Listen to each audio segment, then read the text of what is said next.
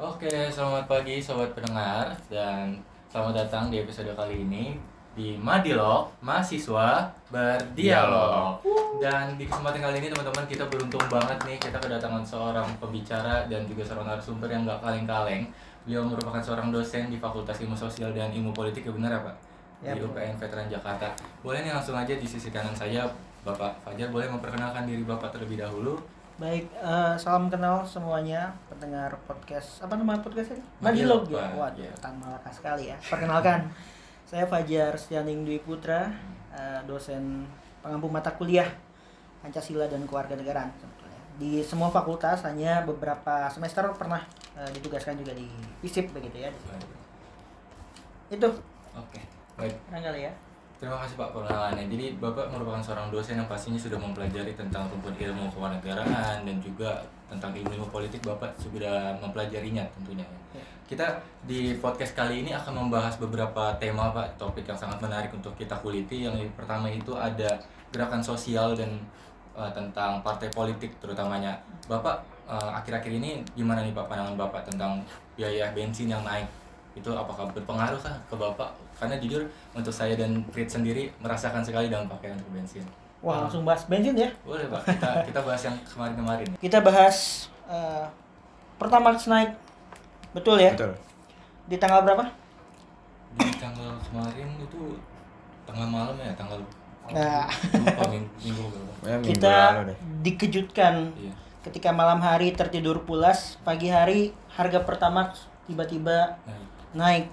Itu yang membuat masyarakat terutama di kelas menengah ya, middle, itu merasakan sekali dampak yang signifikan dari harga Pertamax. Karena kita tahu banyak pengguna kendaraan menggunakan Pertamax, khususnya kelas-kelas menengah ya. iya. Karena kita tahu kelas menengah itu salah satu kelas yang tidak mendapatkan apa ya, saya katakan kompensasi dari pemerintah biasanya. Kalau kita tahu di level mohon maaf di low, di bawah ada berbagai macam subsidi gitu ya, bansos dan lain sebagainya, atau di kelas atas mereka sudah nggak usah dibantu lah. Iya. Bahkan pemerintah butuh bantuan mereka untuk membuka lapangan pekerja. Tapi kelas menengah ini sering sekali dikorbankan. Ya mahasiswa gitu ya, level-level kelas menengah karyawan rata-rata itu mengalami efek yang cukup luar biasa, dan itu yang memicu berbagai aksi ya. Setelah itu gelombang aksi mahasiswa protes karena akumulasi dari berbagai macam persoalan. Sebetulnya Pertamax itu salah satu triggernya aja sih ya, di tengah berbagai macam isu yang memang disoroti dalam beberapa waktu terakhir ini. Jadi memang dampaknya bagi kelas menengah sangat tercekik ya. Naiknya berapa ribu tuh? 3.500 lebih Iya, ya. dari 12.000 ke 16.000 Pak. 16.000 ya. Itu kurang lebih sangat-sangat mencekik kelas menengah. Baik Pak. Alasan saya tadi menanyakan pertanyaan itu ke Bapak, saya mau mencari tahu terlebih dahulu apakah dampak dari kenaikan bensin ini dirasakan juga oleh seorang dosen. Terutama kan kita masyarakat ya Pak. Tadi Bapak juga sempat mention bahwa masyarakat kelas menengah, terutama kelas menengah ke bawah itu pasti tercekik dan merasakan dampak dari kenaikan bensin. Nah, di dalam demokrasi ya Pak, suara rakyat itu kan merupakan sebuah fondasi dari demokrasi itu sendiri. Tetapi di dalam demokrasi negara ini khususnya idealnya partai politik mengambil peran untuk menyuarakan aspirasi-aspirasi rakyat. Dan berangkat dari situ nih Pak, kita bakal masuk ke pertanyaan yang pertama. Saya mau nanya ke Bapak juga, kalau kita ambil teori political linkage dari Pak Kay Lawson, parpol itu kan seharusnya jadi jembatan ruang aspirasi seperti yang tadi saya sempat bilang. Tapi di sisi lain nih, tren kepercayaan publik, tren kepercayaan masyarakat kepada partai politik dari tahun ke tahun konsisten Pak, rendah. Itu didukung oleh hasil surveinya Indikator Politik Indonesia dari survei 2023 sampai 2025, partai politik sebagai lembaga negara itu konsisten menempati posisi 11 dari ke-11. Jadi dalam artian masyarakat tuh selalu menempatkan partai politik di angka paling bawah dari lembaga yang mereka percayai. Nah, pertanyaannya melihat fenomena akhir-akhir ini nih, di mana mahasiswa mengambil peran untuk menyuarakan aspirasi rakyat. Apakah menurut Bapak ini menjadi tanda bahwa jembatan aspirasi masyarakat ini sedang mengalami disfungsi Pak, yang seharusnya diambil partai politik jadi diambil alih oleh mahasiswa? Ya, sepakat betul sekali bahwa selama ini dulu di era pergerakan, kan kita tahu ya Indonesia merdeka itu melalui organisasi-organisasi pergerakan, di mana pada masa revolusi partai itu betul-betul ikatan ideologis. Jadi misalkan Masyumi begitu ya, kemudian PNI itu sangat ideologis sekali. Beda halnya dengan saat ini, di mana partai politik lebih mengedepankan pragmatisme dan transaksi politik ya. Jadi lebih mengedepankan nilai ideologisnya sangat kurang ya kalau menurut saya. Justru mahasiswa di sini yang punya spirit ideologis yang cukup besar, energinya besar sekali. Saya sangat mengapresiasi gerakan-gerakan mahasiswa yang menjadi kanal. Jadi selama ini saya melihat bahwa partai politik justru seperti mohon maaf nih, jubir pemerintah begitu ya. Padahal fungsi Dewan Perwakilan Rakyat itu mewakili rakyatnya. Ini ada disfungsi, artinya peranan partai politik bergeser. Kita tahu secara politik di Senayan ya, bagaimana pemerintah menggaet partai politik yang begitu besar, sehingga nampaknya semua berkoalisi gitu. Jadi apapun kebijakan pemerintah itu sulit sekali untuk mendapatkan masukan karena partai politiknya sendiri sudah dikuasai.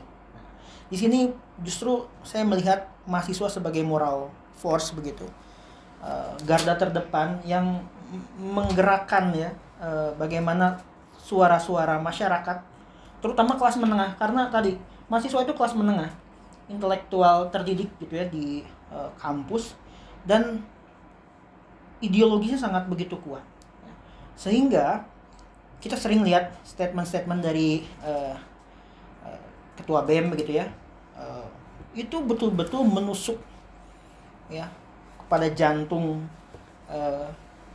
pemerintah gitu.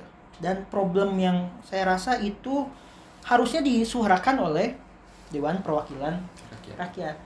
Jadi DPR ini menjadi disfungsi. Bisa dilihat bahwa tadi tingkat kepercayaan publik terhadap DPR sangat rendah. Karena tadi rekrutmen partai politik sendiri terjadi saya rasa keluar dari koridor dan fungsi partai politik. Jadi kepada mahasiswa lah ya, yang betul-betul baik itu secara langsung ataupun tidak langsung melalui influencer yang punya kekuatan begitu besar dalam mempengaruhi persepsi publik, terutama isu-isu yang menurut saya itu betul harus dikritisi di era demokrasi. Karena pada hakikatnya demokrasi itu ya noise, betul, berisik ya. Kita memilih jalan demokrasi ya berisik. Konsekuensinya setiap suara ya, walaupun itu satu suara, itu sangat berpengaruh. Oleh sebab itu menjadi begitu penting mahasiswa terus menyuarakan hal ini. Kan kita lihat beberapa aksi mulai dipecah juga nih suara mahasiswa ya. Nah, bahkan isunya mulai digeser itu menurut teori masa itu bisa dipecah loh, isunya tuh dilempar oleh isu baru. Jadi menurut saya sangat penting menjaga atau merawat gerakan mahasiswa secara moral tanpa transaksional. Karena kita tahu di DPR sendiri sudah sangat-sangat transaksional. Baik Pak, jadi yang saya tangkap dari penjelasan Bapak juga intinya adalah di peran Dewan Perwakilan Masyarakat ini sekarang sedang ada malfungsi, yang dimana mereka sudah fokus ke hal-hal yang salah. Dimana mereka kan memerankan legislatif apa ya, tapi tadi Bapak sempat mention juga mereka lebih terfokus ke transaksional politik. Ini menarik Bapak bilang begitu karena saya sempat mencari tahu juga, kalau saya boleh meminjam konsep dari Colin Crouch, post demokrasi, di mana beliau ini dia berpendapat kan kalau misalnya di suatu negara demokrasi terkadang ada sistem pemilihan, ada partai politik, ada lembaga-lembaga politik, tapi mereka tidak menjalankan peran-peran mereka secara ideal. Dan melihat gerakan demonstrasi kemarin Pak, apakah Bapak melihat bahwa kepercayaan masyarakat ditempatkan sekarang di mahasiswa, di mana masyarakat tidak lagi menaruh kepercayaan di ruang sidang formal, tetapi menaruh kepercayaan mereka di jalanan, yang dimana aspirasi mereka dibawakan oleh mahasiswa. Menurut Bapak pandangannya seperti apa tuh? Ya, Betul, jadi ketika salurannya itu mampet, itu pasti dibanjir kan, Ya. analoginya gitu ya. Seharusnya sungai itu ibaratan legislatif. Kalau ini salurannya lancar, ya akhirnya berjalan lancar. Tapi ketika itu salurannya mampet, membludal, jadi kejalanan, Ya. itu suatu keniscayaan dalam demokrasi. Apalagi dengan gerakan atau spirit mahasiswa yang menurut saya di dalam 10 tahun terakhir ya, saya melihat gitu eh, cukup signifikan. Ya, kalau berkaca dari sejarah memang pemuda-pemuda yang punya spirit ya, energinya itu betul-betul besar sekali dalam merubah, bahkan mendirikan republik ini spirit-spirit pemuda begitu ya. Betul. Bung Karno diculik oleh Syahrir gitu kan, itu Syahrir pemuda ingin segera memerdekakan. Golongan tuanya ya tadi apa lebih lebih lebih apa namanya, bukan lebih transaksional, jadi energinya tidak sebesar anak muda lah. Jadi saya melihat ketika kanal itu tidak tersalurkan dengan baik, akhirnya banjir keluar. Jadi demokrasi di jalanan. Kan kita tahu ya, kekuasaan Montesquieu itu legislatif, eksekutif, dan yudikatif. Itu kalau pilar-pilar itu tidak berjalan dengan baik, artinya kita melihat kok legislatif rasa eksekutif gitu ya. Jadi muncullah demokrasi jalanan, aksi-aksi yang terjadi dewasa ini begitu. Menurut Bapak nih, apakah memang transaksional politik ini walaupun memang sudah rahasia umum ya, tetapi tidak pernah diangkat ke permukaan oleh media, di mana ya kalau saya boleh mengutip sekali lagi konsepnya dari Katz dan Mayer tentang kartel politik, partai politik bermain kartel, apakah Bapak melihat partai politik ini sudah terlalu jauh mereka dari peran semestinya mereka yang seharusnya menginspirasikan masyarakat, malah bermain di ruang-ruang tender seperti itu, Pak? Ya, kalau kita melihat pidato Pak Prabowo itu sebetulnya saya dari segi yang lain ya melihat beliau tuh jujur membuka itu di ruang publik. Yeah. Kadang nggak ada ya, politisi mana berani ngomong kayak gitu ya. Pak Prabowo tuh belak-belakan, mungkin bagi sebagian politisi dikatakan ya blunder ya statementnya, tapi membuka bahwa selama ini Indonesia itu walaupun memilih jalan demokrasi, tapi dikuasai oleh oligarki ya. Jadi setiap pemenangan pemilu ya itu lagi aja gitu ya, yang megang kekuasaan gitu ya. Kadang yang dipertaruhkannya justru rakyat dibentur-benturkan agar menjadi pemilih yang irasional ya. Dibuat kubu dulu cebong kampret gitu ya, kemudian dibagi-bagi lagi. Masyarakat yang menurut saya yang sering sekali dikorbankan di sini. Oleh sebab itu, sebagai mahasiswa yang sudah cukup kritis ya melihat ini, bagaimana oh ini kayaknya ada yang tidak beres dalam roda pemerintahan ya. Sebetulnya visi-visinya kan kalau secara teoretik itu bagus ya. Kalau saya sendiri secara teoretikal wah ini ngasih makan gratis bagus sekali. Yang salah kan tata kelolanya tuh. Ya, tata kelola akhirnya dikorupsi. Koperasi itu idenya Hatta. Ya. Tapi kenapa banyak diprotes? Karena tata kelola koperasinya berantakan. Ya, kalau menurut Pancasila, ya koperasi itu ekonomi Pancasila. Cuman faktanya tata kelolanya yang jadi berantakan. Yang kita perbaiki sebetulnya tidak ada tendensi benci terhadap ide-idenya, bagus. Hanya di tataran tata kelola ini yang nampaknya harus diperbaiki secara fundamental. Kalau enggak, ya masyarakat kecewa karena pakai APBN, pakai pajak, kelas menengah dipajakin terus nih. Apa-apa nanti konten kreator, dosen juga sama ya, nanti semua hampir dipajak. Oleh sebab itu kalau melihat dari pidato Pak Prabowo, walaupun banyak statement-statement yang cukup memicu diskusi di masyarakat, jadi meme ya, itu kan bagian dari demokrasi juga. Jadi menurut saya kita tidak mematikan demokrasi sebetulnya, justru lebih terbuka. Hanya saja peranan pemerintah di sini harus lebih banyak merefleksikan diri, jangan denial terhadap masukan-masukan yang diberikan oleh ahli, oleh mahasiswa, itu harus betul-betul didengar oleh pemerintah. Oh, oke. Jadi di akhir-akhir ini juga mahasiswa melakukan aksi demonstrasi besar-besaran di bulan Juni ini. Mereka menuntut banyak hal seperti menghentikan koperasi Merah Putih, lalu juga program MBG, dan yang Bapak juga sudah mention tentang BBM yang sebelumnya tadi ditanyakan oleh Alka. Nah, ada salah satu tokoh namanya Antonio Gramsci pernah menyebut bahwa adanya peran intelektual organik dalam masyarakat sipil untuk mengimbangi hegemoni kekuasaan pemerintah. Nah, menurut pandangan Bapak, bagaimana Bapak memandang posisi gerakan mahasiswa pada Juni kemarin dalam landscape masyarakat sipil kita saat ini? Apakah masih murni menjadi aktor penyeimbang? Menurut saya, ada yang gerakannya murni, ada yang by design. Tapi itu semua bersatu dalam satu kolam gitu ya. Bahkan ada gerakan tandingan yang kita lihat itu sangat-sangat terjadi ya dalam realitas ruang publik saat ini. Justru saya melihat gerakan yang sangat organik itu waktu Agustus 2025. Waktu almarhum Afan Kurniawan itu. Yeah. Itu betul-betul semua gerakannya organik sekali. Walaupun ya ada banyak tadi di samping gerakan-gerakan organik ada juga gerakan by design. Oleh sebab itu kita harus lihat tidak semua dikotomi ini by design, ini gerakan organik. Kadang juga gerakan by design itu tiba-tiba ada organiknya juga gitu ya. Itulah yang kadang dalam realitas politik saat ini, terutama di era digital, tidak bisa dihindari. Oleh karena itu penting sekali kita lihat substansi bentuk kritik kita, tuntutan kita itu seperti apa.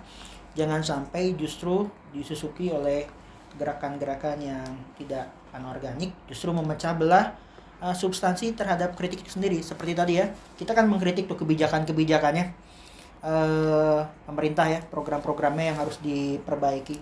Tapi kadang ada isu lain yang menggeser gitu, isu pribadi lah, terus ya kemana-mana, jadi mahasiswa dipecah, tidak fokus terhadap apa yang menjadi tuntutan selama ini. Oke, baik. Sebelum tadi Bapak mention tentang ruang publik. Nah, di ruang publik ini mahasiswa menjelaskan atau menyuarakan tentang tuntutan masyarakat. Dan di jalanan saat ini itu beralih fungsi menjadi ruang sidang umum yang dilakukan oleh masyarakat. Dan ketika ruang sidang formal yang berada di parlemen tidak menunjukkan representatif dengan baik, jalan itu diambil alih oleh masyarakat untuk bersuara lah, menjadi panggung peradilan sosial buat masyarakat. Dan di sidang jalanan ini mahasiswa itu membawa beberapa berkas gugatan gitu kepada pemerintah untuk menyuarakan aspirasi mereka, untuk memenuhi tuntutan mereka. Dan bagaimana Bapak melihat fenomena pergeseran ruang sidang aspirasi ini? Ya, tadi kembali lagi ya bahwa ketika kanal itu tidak tersalurkan ya, jadi demokrasi jalanan, bahkan sidangnya di jalanan ya. Tuntutan-tuntutan itu yang paling dihindari kan dari demokrasi itu sebetulnya pertumpahan darah. Itu yang dihindari oleh setiap pemimpin ya. Kita tidak mau ada korban-korban dari demonstrasi, apalagi korban jiwa gitu. Korban kekerasan aja jangan sampai deh. Tapi kan tidak bisa dihindari ada represif dari aparat hukum gitu ya. Dan di situ muncul friksi-friksi mahasiswa, masyarakat, belum lagi ada gerakan susupan dan lain sebagainya. Jadi melihat fenomena bahwa demokrasi jalanan itu muncul ya dalam sejarah demokrasi, revolusi Prancis misalkan, ya jalanan ya. Bagaimana Raja Louis dipenggal oleh rakyatnya sendiri di hadapan halayak luas. Ini kan cikal bakal demokrasi. Nah, kita nggak mau kan mengulang seperti revolusi Prancis. Ya, kita harus menjadi kita hanya menuntut terhadap hal-hal yang harus diperbaiki. Kita tidak mau terjadi pertumpahan darah. Ya. Mahasiswa kritik sekencang-kencangnya menurut saya di era demokrasi ya boleh. Jangan sampai disiram air keras lah misalnya. Aduh. Ya, jangan sampai itu. kena fisik gitu kan. Anda boleh saling panas di ruang sidang, tapi Anda jangan sampai melukai Betul. sesama saudara sebangsa tanah air. Jadi prinsip-prinsip itu yang harus betul-betul dipegang. Jangan sampai tadi ruang demokrasi tertutup, orang mau mengajukan kritik takut karena ada intimidasi, ditakut-takuti dan lain sebagainya.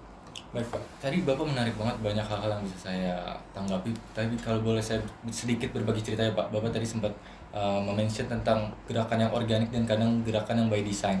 Itu benar banget Pak, saya ngelihat banget di demonstrasi Agustus. Dari saya awal jadi mahasiswa kan, demo yang pertama saya ikuti adalah demo Agustus. Itu masyarakat benar-benar marah Pak. Masyarakat benar-benar menuntut kepada pihak Polri untuk melakukan reformasi. Dan sampai sekarang lanjut ke demonstrasi bulan Juni Pak, itu masih sama saja, tuntutannya masih tidak berubah. Bahkan RUU TNI, RUU Polri yang dituntut tapi tetap saja disahkan. Itu sebelum kita ke demonstrasi, kita tarik mundur dulu deh Pak. Kita bicara persiapan atau gerak masyarakat ke demonstrasi itu sendiri. Soalnya kan masyarakat kalau lagi dibenturkan sama mahasiswa oleh pemerintah, masyarakat biasanya narasinya, mahasiswa taunya demo doang, bisanya demo doang, ganggu jalanan segala macam.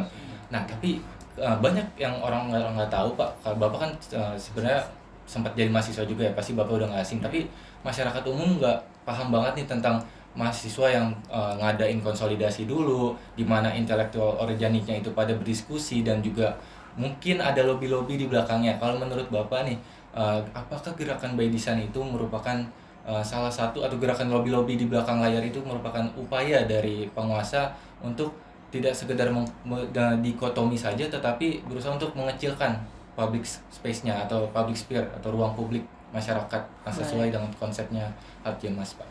Jadi bisa tadi betul ya, gerakan organik pun biasanya dipicu oleh desain dulu. Jadi ada konsolidasi dulu kan ya. Iya. Tapi dasar gerakannya itu moralitas. Nggak ada transaksi di sana. Nggak ada arahan dari seniornya. Iya. Ya, nggak ada suruhan dari siapa. Tapi itu betul-betul, wah ini kita nggak beres. Melakukan gerakan murni dari nurani itu. Nah, saya melihat bahwa gerakan ini bisa begitu menjadi gelombang besar ketika ada pemicu triggernya. Nah, di sini harus betul-betul hati-hati. Jadi kan saya sering juga melihat sebetulnya kritik ya komunikasi pejabat publik yang kadang mohon maaf nih membuat hati masyarakat sakit ya. Jadi seperti seolah-olah masyarakat sedang kesulitan, tapi pejabat publik statementnya tidak hati-hati ya. Itu kan yang memicu demo juga di Agustus lalu. Nah, kalau misalkan sekarang sudah mulai ada protes, demo, gerakan-gerakan yang lain, tapi pejabat publik tidak menjaga komunikasinya dengan baik, itu bisa memicu aksi yang lebih besar. Kita harus belajar dari sejarah ya. Kemudian masyarakat juga ada yang pro, ada yang kontra, sama lah seperti netizen di kita ya. Ada yang buzzer, ada yang betul-betul ngomen dari isi hati kan. Ada yang by design, dia sudah dibuat buzzer ya, sengaja dibuat diskusinya digiring kemana. Dan jangan heran, banyak juga masyarakat yang mendukung aksi-aksi mahasiswa ya, karena dari mahasiswa biasanya lebih organik gerakannya. Kan saat ini pemerintah itu, terutama Pak Prabowo itu kan sangat merangkul semua kekuatan. Ya, buruh dirangkul semua ya. Nah, mahasiswa ini yang masih idealismenya cukup besar, energinya besar. Jadi menurut saya harapan masyarakat banyak bertumpu gitu ya kepada suara kritis mahasiswa yang betul-betul bisa menyuarakan isi hatinya tanpa ada iming-iming atau transaksi tertentu.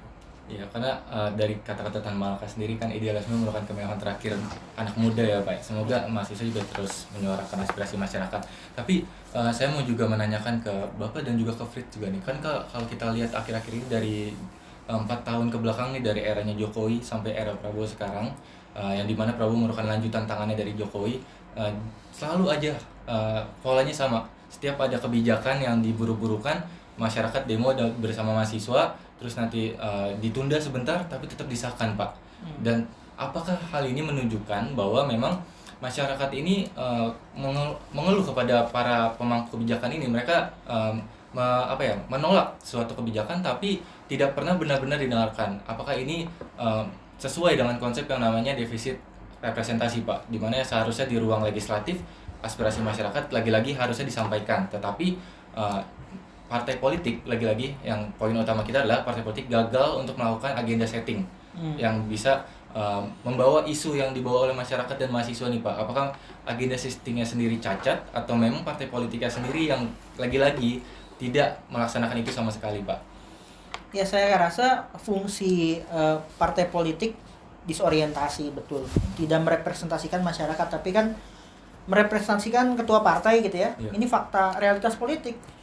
Sebagai anggota DPR RI misalkan, dia nggak bisa ngomong sembarangan. Bahkan yang sempat viral oleh Bambang Pacul ya, itu di ruang publik, dan itu kan membuka masyarakat jadi lebih tahu bahwa selama ini anggota DPR RI itu tidak bisa ngomong sembarangan ya, ketika tidak ada ada instruksi lah dari para pemimpin-pemimpin yang saya katakan oligarki yang menguasai republik.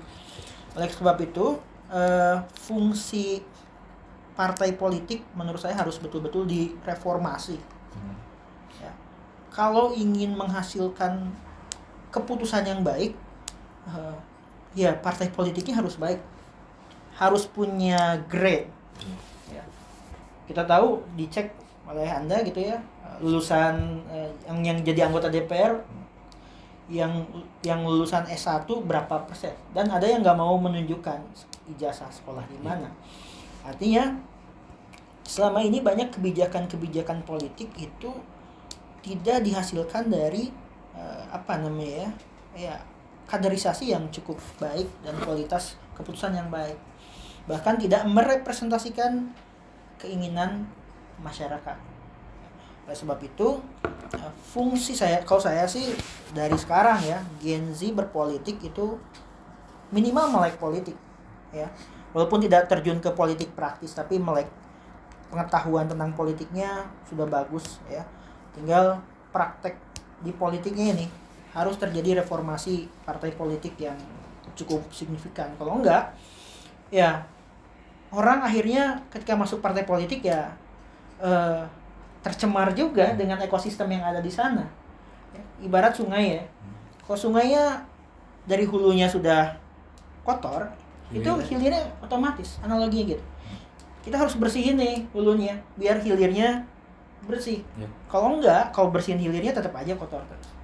Di reformasi partai politik menurut saya hal-hal yang perlu menjadi perhatian kita semua. Perlu banget ya, Pak. Perlu banget. Dan Mas, tadi Bapak sempat bilang juga Gen Z itu harus melek dan aktif politik. Kalau saya boleh berbagi pengalaman lagi dengan Fritz, saya melihat saya dan teman-teman seumuran saya nih, para Gen Z, sebenarnya udah mulai peduli, Pak, sama politik. Tapi di satu titik kita sudah mulai capek dengan respon pemerintah yang seakan-akan tidak menganggap serius isu-isu yang beredar gitu di masyarakat. Dan masyarakat sudah pun merasakan apa yang terjadi di mereka, di lingkungan mereka tuh mereka merasakan. Dan menurut Bapak sendiri, apakah mahasiswa Gen Z terutama mereka ini sudah mulai politik, mereka ingin mulai terjun ke politik praktis dengan kata-kata klise yang sering diucapkan oleh generasi lama, kalau mau merubah sistem, masuk sistemnya dulu. Nah, kalau Bapak mendengar kalimat itu, apakah Bapak melihat bahwa Gen Z dan anak-anak muda ini bisa untuk masuk ke politik yang praktis tetapi tidak kehilangan idealisme mereka gitu, Pak? Nah, itu sendiri yang terjadi banyak di kabinet itu dulunya aktivis lah. Iya. Ya, reformasi aktivis itu banyak, tapi kekuasaan itu memang manis ya. Ya, ketika kita masuk dan dalam kekuasaan terjadi feodalisme di berbagai aspek lah, bahkan di pendidikan tinggi, di partai politik feodalismenya cukup kuat. Nah, kultur itu yang menurut saya harus kan merubah kultur itu nggak bisa bim salabim, pelan-pelan. Tiap generasi akhirnya meninggalkan hal-hal yang dianggap tidak lagi relevan. Nah, kultur feodalisme, kemudian tadi bagaimana masuk ke partai politik, tapi sudah mulai Gen Z gitu ya, merubah ekosistem itu. Ya, saya udah sering lihat sekarang ketua RT Gen Z gitu ya. Iya. Inovasinya keren-keren. Jujur di mana gitu saya lihat baru itu. Wah, sekarang Gen Z milenial gitu udah mulai jadi minimal di daerahnya lah ya. Dia sudah memimpin dan bagaimana hal-hal yang dulu ya ngurus KTP pungli gitu ya. Diputus oleh generasi itu. Jadi sudah memutus mata rantai yang dulunya menjadi lingkaran setan gitu ya. Minimal bikin surat izin harus pungli gitu ya, harus ngasih berapa, tapi ketika sudah dipegang oleh Gen Z sudah berubah karena dia belajar dari pendahulunya. Yang jadi masalah ketika Gen Z ataupun milenial jadi ketua RT malah melakukan hal tersebut gitu ya. Budayanya karena dulu juga gini, itu ya, menormalisasikan dulu yang salah-salah. Menurut saya paradigma seperti itu harus disadari oleh kita semua ya, kalau ingin menuju Indonesia emas, karena itu harapan. Oke, sekarang kita ke Gen Z nih. Kalau Gen Z sendiri kan sudah masuk ke teknologi modern, mereka menggunakan teknologi yang dimana gerakan aspirasi ini nggak hanya secara real life ya, offline, tapi juga online di sosial media. Dan kalau kita berkaca dari sejarah reformasi 98, yang mereka lakukan itu secara fisik, yang dimana mereka tidak punya sosial media kan Pak. Dan kalau menurut Bapak sendiri, apakah gerakan aspirasi ini secara digital itu efektif dan sebanding lah dengan gerakan fisik seperti tahun 98, atau justru rentan terjebak dalam riuh media sosial aja? Nah ini menarik juga ya, kita lihat gerakan dari masa ke masa. Kalau dulu propaganda itu ataupun ya konsolidasi betul-betul kan mengembangkan. Saya masih ingat dulu waktu 97 kan masih kecil ya. Waktu itu masih nggak ngerti kenapa di jalan raya banyak orang, ini ada apa. Dari naik bus dulu, saya masih kecil, kelas TK kalau nggak salah, kelas 1 lupa, 97-98 itu tidak paham ada apa. Dan ya beranjak dewasa belajar literatur bagaimana, soalnya banyak di masa lalu demonstrasi, cuman ancamannya lebih keras ya, lebih keras. Ada betul-betul di era Orde Baru itu ruang untuk berdemokrasi itu nggak ada ya, nggak ada. Sekarang kanalnya lebih luas, ada sosial media, cuman jadi pisau bermata dua juga. Satu sisi gerakannya bisa by design, karena setiap keputusan yang kita ambil algoritma yang betul-betul memutuskan. Akhirnya algoritma di era sekarang itu menurut saya sangat menentukan. Tinggal bagaimana algoritma yang kita konsumsi itu menaikkan peradaban kita. Ketika algoritmanya posting time lah saya katakan, informasi kan penting ya. Informasi yang saya ibaratnya makanan lah. Informasi itu kita penting, perlu informasi. Tapi yang satu jangan berlebihan, akhirnya kita obesitas ataupun makan informasi yang beracun, yang nggak baik bagi tubuh kita. Karena algoritma saat ini sangat mempengaruhi pikiran kita. Ketika informasi yang kita konsumsi itu daging, nutrisi, protein, bagus untuk otak dan daya nalar kritis kita, why not? Asal jangan berlebihan. Oleh sebab itu gerakan yang saya mengatakan dia transformasi pergerakan di era saat ini justru lewat algoritma. Jadi begitu sangat signifikan algoritma terhadap pergerakan masyarakat, mahasiswa, dan pemuda saat ini. Oke Pak, ngomong-ngomong soal algoritma ini menarik banget.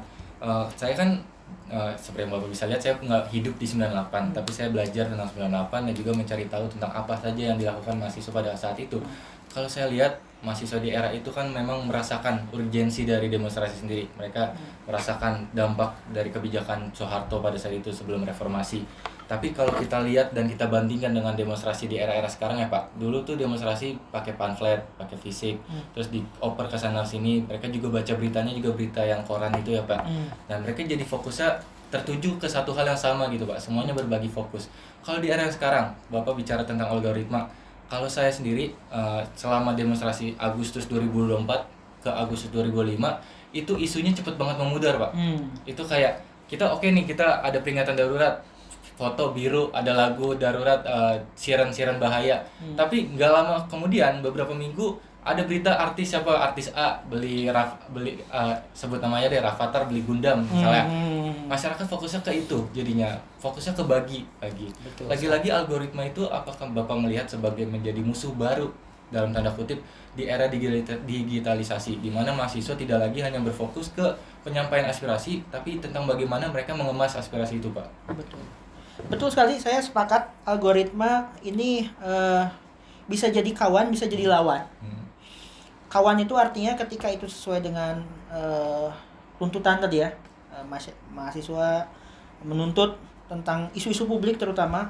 Kalau saya selalu katakan di setiap mata kuliah saya, di mata kuliah kewarganegaraan, berbicara politik, hak dan lain sebagainya, kita harus terus menggibahkan isu-isu publik. Bahkan dalam beberapa penelitian ya, angka konsentrasi di era, termasuk saya juga, bangun tidur saya cek handphone, mau tidur saya cek handphone. Itu pasti. Makanya kan sudah mulai ada puasa informasi, puasa gadget gitu ya, screen time diatur. Nah, kesadaran hal itu yang menurut saya penting agar tidak terlalu dikuasai oleh algoritma yang tidak penting. Kita jadi tidak fokus terhadap isu yang mau diserang tanda petik ya, karena ini menjadi isu strategis. Nah, mahasiswa seringkali tadi katakan bahwa jadi bergeser isunya, jadi kemana-mana. Itu bisa terjadi by design ya, bisa organik juga, tapi yang paling penting kita harus fokus terhadap fokus apa sih yang kita tuju.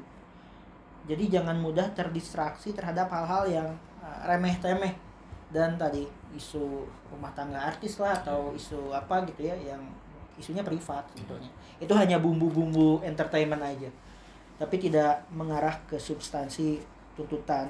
Misalkan tuntutan yang di Agustus lalu, sekarang nampaknya pudar ya. Nanti misalkan diserang MBG, korupsinya misalkan, nanti beberapa lama nggak kuat isunya di publik ya, karena udah lelah ya, dan tidak disuarakan kembali. Baik Pak, kita di sini juga pernah nih belajar di kelas kami dasar-dasar ilmu politik, yang dimana ada satu materi yaitu trias politika yang sudah awam lah, yudikatif, eksekutif, dan legislatif. Nah, tapi publik itu melihat sebuah kejanggalan di mana lembaga eksekutif dan legislatif itu mereka seolah-olah bergandengan tangan buat meloloskan beberapa regulasi kebijakan, dan satu lembaga yaitu yudikatif malah seolah-olah dikurung, yang dimana mereka tuh melakukan revisi aturan secara terus-menerus. Dan ketika lembaga-lembaga ini sudah tidak saling mengawasi tetapi malah saling mengunci, bagaimana sih menurut Bapak masyarakat sipil dan mahasiswa itu membawa gugatan mereka ke jalur hukum ketika jalur hukum formalnya itu udah dikuasai oleh para elit? Dan apakah ini yang membuat demonstrasi di jalanan menjadi pilihan yang rasional? Ya, saya melihat tadi harus kita ketahui secara teoretik memang Montesquieu itu ya, mengatakan bahwa trias politika, bahwa kekuasaan itu dibagi 3, eksekutif, legislatif, dan yudikatif. Tapi pada faktanya peranan eksekutif begitu dominan ya. Artinya walaupun kadang legislatif ini malfungsi, terkadang lagi memang jadi malfungsi, nggak berfungsi secara optimal, dan penegakan hukum di kita, mohon maaf, tebang pilih. Gimana ini kubu mana nih? Mana yang ini justru dengan adanya pengadilan netizen itu bisa betul-betul suara publik ya, keadilan ditegakkan. Jadi sidang netizen itu bisa mempengaruhi putusan pengadilan.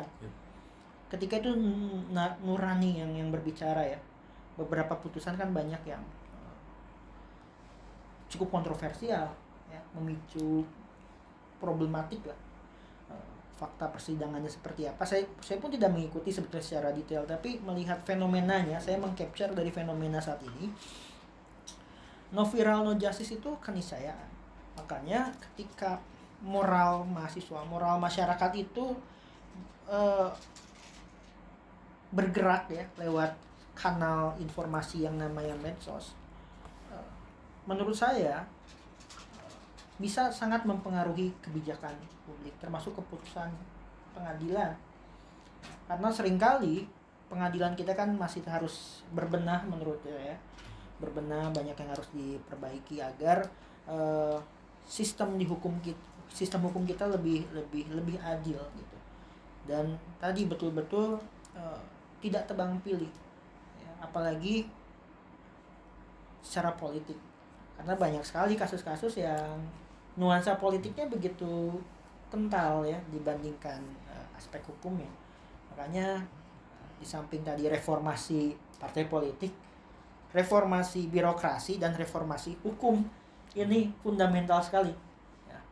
Nanti Gen Z mampu, menurut saya mahasiswa generasi mendatang mereformasi ini ya, secara ugal-ugalan kalau kata saya, karena saat ini juga tata kelolanya cukup begitulah. Baik Pak, sebagai pertanyaan akhir dan juga penutup, saya mau bertanya terakhir tentang gerakan mahasiswa di era sekarang ini tidak lagi terfokus kepada parpol-parpol yang gerakannya sudah ke arah pragmatis lagi. Kita tidak lagi berbahas hal itu, tetapi tentang bagaimana lembaga eksekutif dan legislatif sekali lagi saling bergandengan tangan berupaya untuk meloloskan regulasi yang tidak berpihak ke rakyat, Pak. Dan kita melihat dari tahun 2019 sampai 2026 sekarang sudah berapa banyak dosa pemerintah yang sudah lama kita bahas tapi tidak pernah digubris oleh mereka. UU Minerba, UU Cipta Kerja, UU KPK, UU Kejaksaan, dan lebih banyak lagi yang tidak bisa saya sebutkan satu persatu. Tetapi di saat yang sama ruang sipil semakin dipersempit. Militer masuk ke ruang sipil, militer masuk ke jabatan-jabatan yang seharusnya diisi oleh sipil. Apakah Bapak melihat bahwa sekarang ini benteng masyarakat sipil bukan lagi jalanan, bukan lagi ruang formal, tetapi gerakan yang seharusnya diinisiasi oleh rakyat sendiri, yang dimana mahasiswa harus menggandeng rakyat, tidak lagi fokusnya ke alma mater, fokusnya ke kampus-kampus, tetapi gerakan yang organik yang benar-benar berbarengan dengan rakyat gitu, sesuai dengan kebutuhan rakyat gitu Pak. Apakah Bapak melihat hal ini sesuatu yang urgent untuk dilakukan oleh mahasiswa dan rakyat, atau memang hal ini akan terus berlanjut Pak sampai tahun-tahun berikutnya? Nah, secara teori ya, negara itu terbentuk, demokrasi itu kan kedaulatan rakyat. Jadi fragmentasi, gimana kita hidup dalam suatu negara, memang kedaulatan tertingginya di tangan rakyat. Cuman dalam praktek demokrasi kita kan setiap calon presiden itu harus dipilih, ada presidential threshold, ada ambang batas, di mana partai politik di situ menguasai siapa aja yang jadi calon presiden, dan ya oligarki kembali ya, di sana ada kesepakatan dan lain sebagainya. Jadi menurut saya selama kesadaran politik, pengetahuan politik, dan pendidikan politiknya belum mumpuni atau ya belum matang, kita akan terjebak terus dalam formalitas demokrasi. Ya demokrasinya ya formalitas aja ya, dicari ini, tapi sudah ada yang dipilihnya dia di level oligarki. Makanya beberapa civil society presiden threshold tuh dinolkan aja, karena di situ justru ruang publik atau demokrasinya ditutup ya. Yang mau jadi presiden misalkan ya nggak usah pakai syarat ambang batas, karena kembali lagi partai politik yang memutuskan. Kalau nggak, suaranya nggak masuk kan nggak bisa dicalonkan ya. Makanya beberapa yang mengajukan kalau kita betul-betul menjalankan demokrasi ya presidential thresholdnya 0, ambang batasnya 0 aja, itu lebih fair ya secara teoritik kalau mau berbicara pure demokrasi. Tapi kalau misalkan tetap dipertahankan, karena ya tadi yang saya katakan, kepentingan yang berbicara ya, kepentingan ya, jangan sampai misalkan muncul tokoh yang organik yang tidak direstui oleh oligarki kan, itu sulit sekali untuk membentuk ya. Jadi kalau mau lebih berkualitas lagi demokrasinya, menurut saya ambang batas itu harus di 0% kan. Ya, pikiran saya. Oke, baik. Pada akhirnya gerakan sosial ini sangat-sangat berpengaruh ya Pak bagi aspirasi masyarakat agar tuntutan mereka itu dapat terpenuhi gitu, dan partai politik sendiri harus memperbaiki diri mereka agar bisa menjadi jembatan aspirasi masyarakat dan demokrasi itu tetap utuh agar Indonesia ini bisa makin lebih maju lagi. Betul sekali, sepakat saya. Kalau ingin meningkatkan keputusan kebijakan publik yang baik, ya parlemennya harus bagus-bagus ya. Karena tanpa orang-orang yang bagus, kebijakannya nggak bagus. Oke. Oke. Oke, tidak terasa kita sudah sudah sampai di akhir dari sesi diskusi kita yang cukup panjang juga dan cukup menarik banget hal-hal yang kita bahas, dan menjadi suatu ilmu baru juga bagi saya dan Fritz, menjadi suatu tempat untuk kami belajar juga dari Bapak secara langsung. Sekali lagi Bapak, kita ucapkan terima kasih Terima karena kasih sudah banyak, hadir Pak. di sesi diskusi Thank kami. you. Dan berakhir dah sesi Madilog hari ini. Gua Alka, Dan gue Fritz. sampai ketemu di podcast berikutnya. Dadah. Bye.